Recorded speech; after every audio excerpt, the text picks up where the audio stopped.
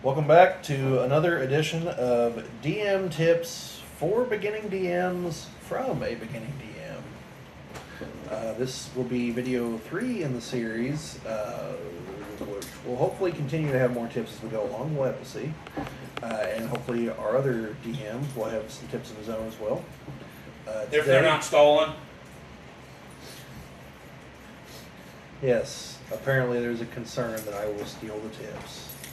So that's why I have to record mine first. So here we go. So I don't know where we left off number-wise, kind of irrelevant. So for this video, we're just going to start the numbering sequence over. The first tip is you need to know with your players when to say no. Because if they have any kind of drive at all, they are going to try to convince you to do things, especially if you show them that you're willing to bend or break the rules. This will come in the form of things like, hey, I know my character class is supposed to get this ability, but could I get this ability instead? I mean, they're basically equal here. And that's where your discretion as the DM has to come in. Basically equal could be this thing says light shield proficiency, this thing says medium shield, or something like that.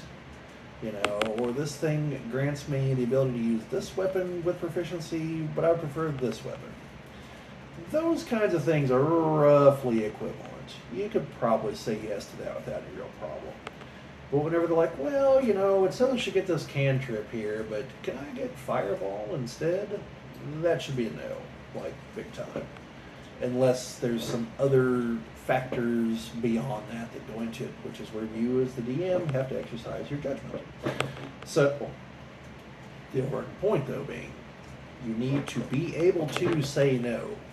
Because if you say yes to the wrong thing, you will completely derail your campaign, or you'll set a precedent and the other players will come to you with other things, and then how are you going to justify saying no to them if you didn't say no to the first person? It's going to appear like favoritism, and that is deadly toxic to a D&D game. So, know when to say no. I can't tell you when that would be good or bad, but be ready to say no. Accept that you're going to have to at some point. Be ready to, and just, brace yourself. There could be blowback. Maybe they'll be an adult about it and say, okay, that makes sense. Maybe they'll argue the point, and if you're willing to entertain their argument, then by all means do so. And if they offer an insight that you hadn't considered, don't be afraid to reverse what you said. Which that is that's not really advice all on its own. Well, yeah, I guess it will be. Never mind. I'm rambling. But as a corollary to knowing when to say no, you know when to say yes. And that comes in the form of things that are mostly harmless. Like I said, if there's a cosmetic difference between something, don't be a stickler for the rules. Okay, if it's going to make the game more enjoyable for your players, say yes. If it's something that to you appears to be basically on the level, even if it ever so slightly favors the players, as long as it's not some extreme drift into this is obviously going to give an insane advantage that you're going to have to try to compensate for as the game proceeds, say yes. You're all there to have a good time. And as I stated in one of the previous tips, you want to avoid an adversarial situation. So, generally speaking, I think you're going to be saying yes more than no, unless you have people that just have outlandish requests. Which, after a certain point, sit them down and explain what I'm trying to explain here, in that there are reasonable requests and there are unreasonable requests. You will likely say yes to a reasonable request. You're very likely to say yes to it. You are very likely to say no to an unreasonable request. So, and you should probably incorporate this with the session 0 explaining this. Because while the game does have printed rules, they're not hard and fast rules in a lot of cases. You are allowed to adapt. They're malleable. But think through the ramifications of yes or no before you say yes or no. And so, the next tip, this is a two-parter.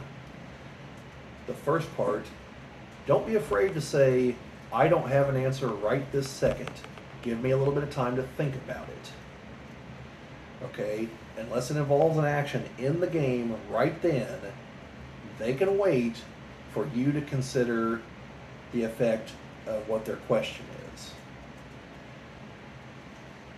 Along with that, if at a later date you realize you should have said the opposite of what you said, either through actions in the game or the player has reasoned that, has expressed a line of reasoning that you hadn't considered, or they have illustrated that it's not going to be a calamity, don't be afraid to admit that you got it wrong or that you have reconsidered, if you want to phrase it that way, and they have won you over to their case and to change what you said. But if you do that, be clear with them as to why and explain it to the rest of the table so they don't think you're being wishy-washy. And explain that that will hopefully be a rare situation because of taking time to consider what you're saying before you say it.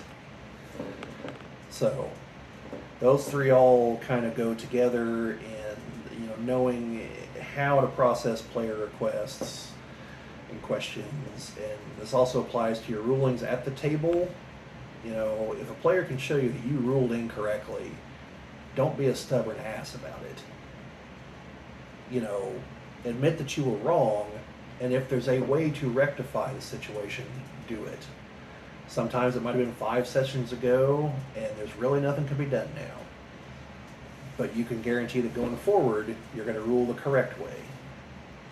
So, people make mistakes. I make mistakes. I've made several mistakes.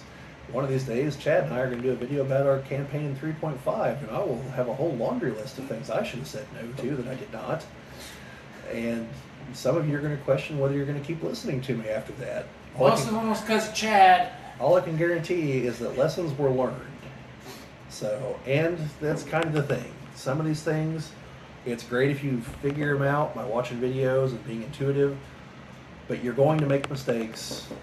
It happens. Just roll with it when you do, admit that you were wrong, and move on. So, that brings me to my last tip for this video. Don't be afraid to ask one or more of your players to pitch in on actually running things in certain aspects. Because they've got a lot of free time on their hands sitting there while you're making rulings and adjudicating combat and everything else. One or more of them can help. It doesn't all have to fall on you. And by that I mean, have one of them really memorize a lot of the rules for combat. So if you're in the middle of something tense, you don't want to bust out the Dungeon Master's Guide. You can turn to them and be like, hey, what is this supposed to be? They can either, tell you you're right or wrong, back you up, or what have you. You could have, whenever there are NPCs involved in combat, assign them to your players so that they're doing, and give the briefest of overviews of, hey, this guy is XYZ, he would behave this way, go. That way, if you have traps and whatnot, the NPCs are going to react based on people that don't know about the traps if the players are controlling them versus you controlling them. Obviously, social interactions are probably cut down quite a bit in that scenario because someone else is controlling them and they don't know the players backwards and forwards like their own characters, hopefully.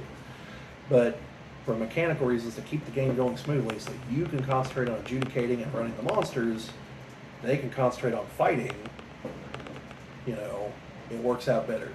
And there's other things that other players can do. I'm at a loss right off the top of my head, but Track initiative. Like tracking initiative.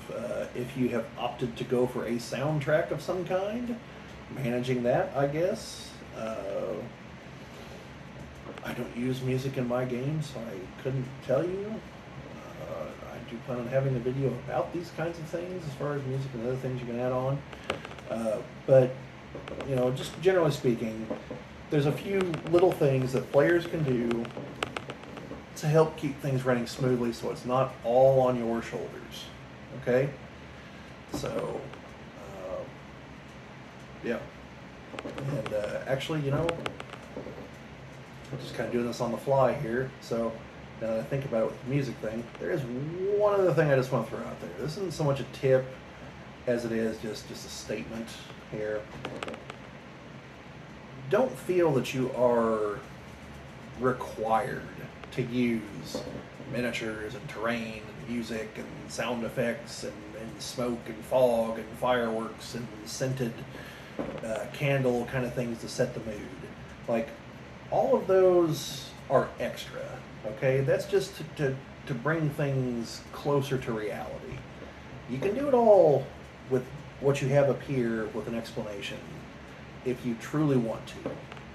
Don't feel pressured to use the other stuff. The other stuff is awesome, but you don't have to have it. It's extra, you know.